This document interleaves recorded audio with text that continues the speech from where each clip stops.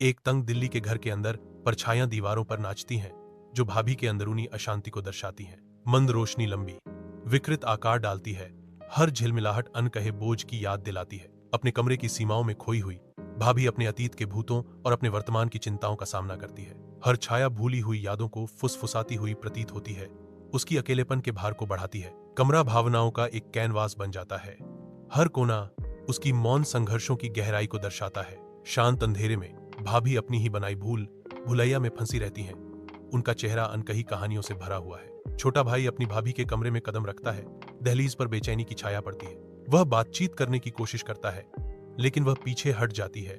उसकी हरकतें अनकही तनाव से भरी होती हैं, अनकहे शब्दों से हवा भारी हो जाती है।